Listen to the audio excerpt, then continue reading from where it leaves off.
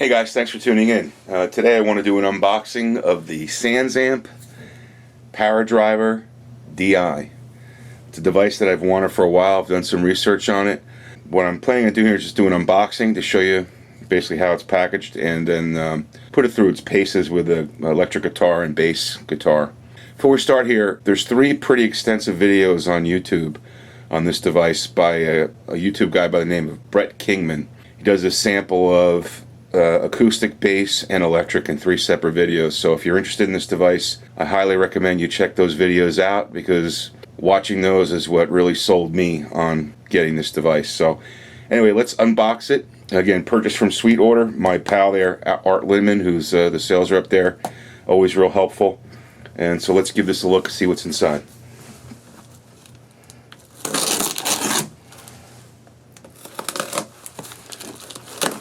You know, it's Sweetwater, so I'm sure there'll probably be candy in here, along with the Para Driver. So Sweetwater already does a great job of packaging. There's the Tech 21, comes in a little metal tin, and there's the prerequisite Sweetwater candy that they always include in every package. So put that aside for later, maybe give it to the kids. There's the Tech 21 Para Driver DI. So it's in a little metal tin with some plastic around it to keep the tin together. Let's just open this up here. Okay.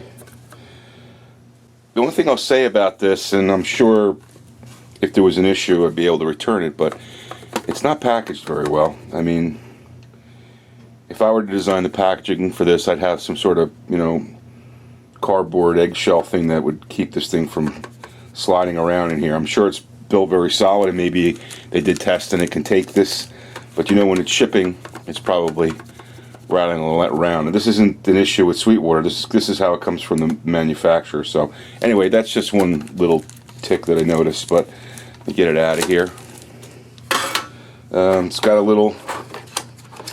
a manual with it, but I also know if you do a search on Google, you can get a PDF version of this, which is handy to have on your iPad or whatever. So, but there's the manual. And what's cool about this manual, they've given you, there's a registration card, which we'll do. They've also given you some sample settings in here, which we'll play with. And then they've got some charts here, so you could duplicate this if you want to, like, make settings when you're doing recordings, keep track of how things are set up. It makes it kind of easy. I think that's kind of cool. So anyway, so this is the SansAmp. Let's pull this out of here.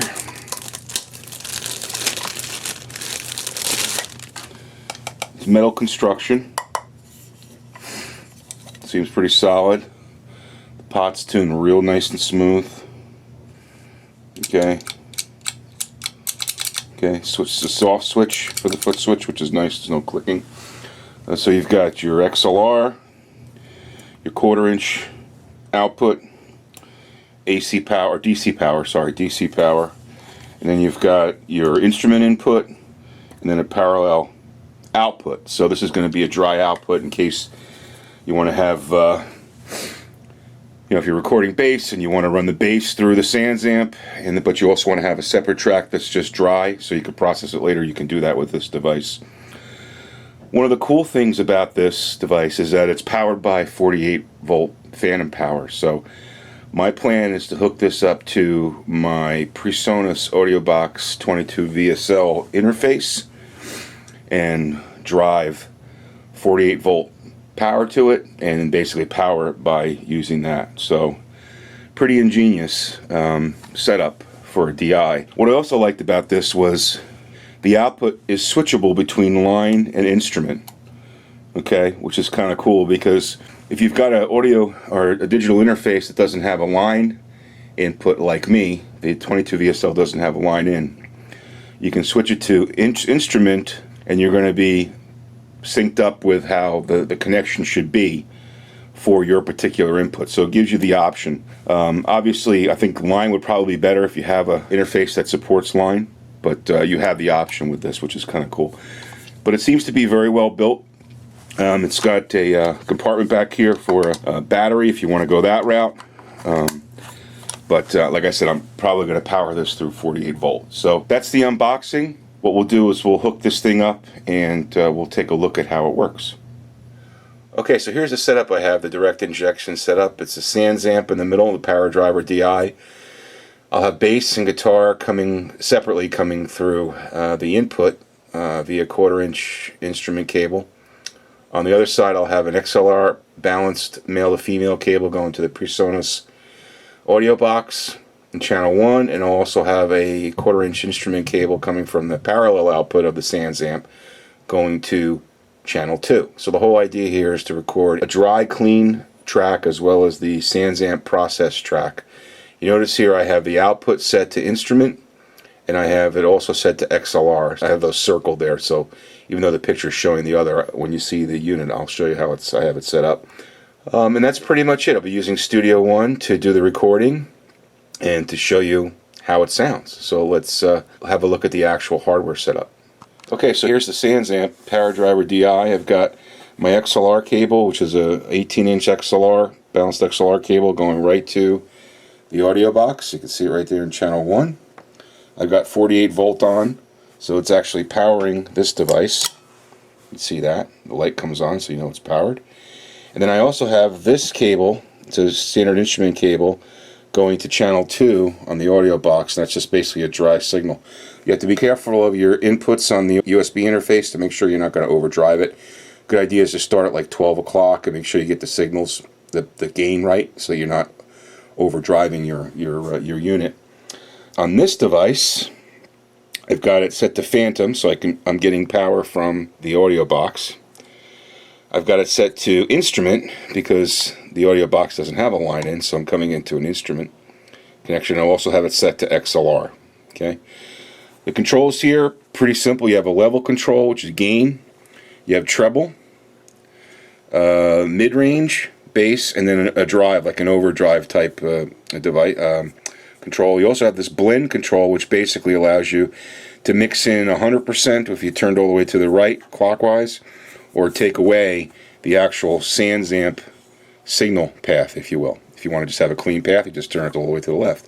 And this is a mid-shift control, so you can allow various shifting in mid-range from 200 Hertz to 3K Hertz.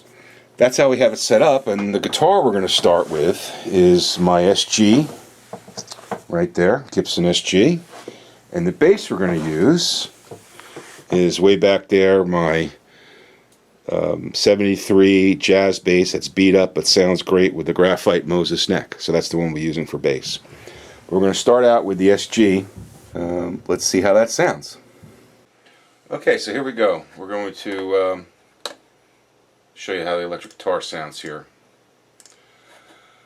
With the SansAmp, we got our 2 tracks set up here, and we'll give this a go. So this is clean.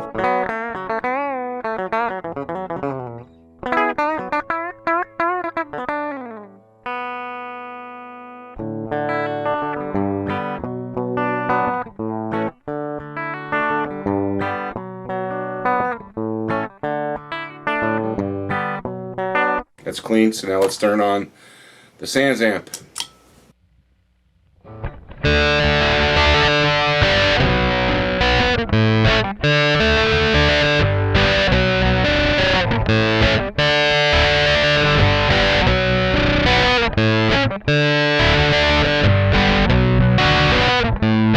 Okay, so a little bit more here.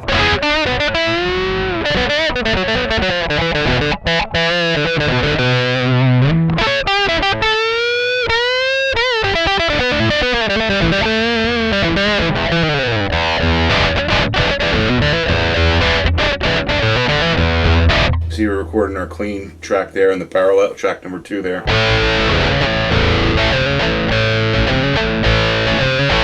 Let's take a little drive out, go a little bit more clean here.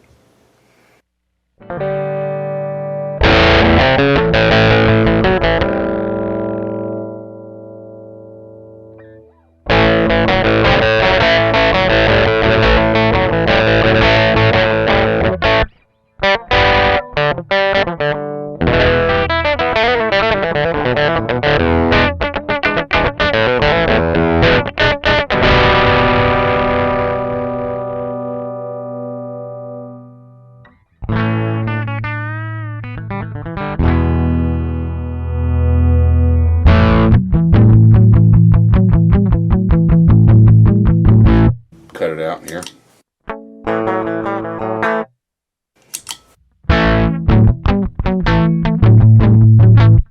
See, it sounds clean. You don't hear any feedback, any buzzing. It's a real clean sound. I really like it a lot.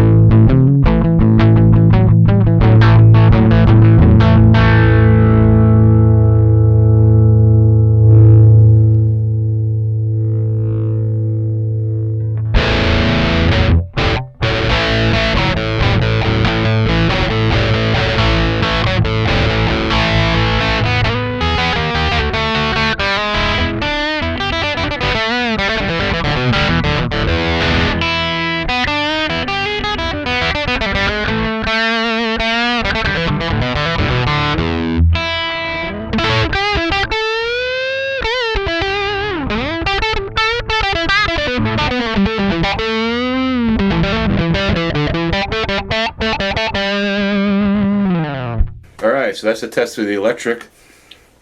Now let's hear what it sounds like with the bass. Alright, so here we go with the bass now. I don't have any compression, nothing on this. It's just basically straight through the SansAmp right into Studio One. So again, we've got our two channels here, the XLR and the parallel. Let's see what that sounds like. So first we will try the dry. So here we go.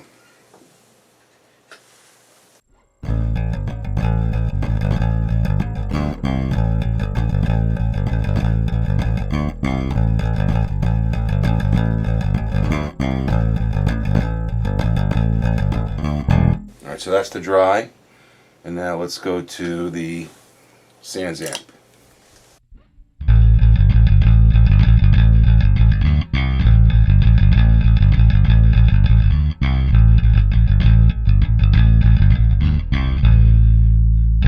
Again, I'm not that great of a bass player here, so I'm doing my best to demo this.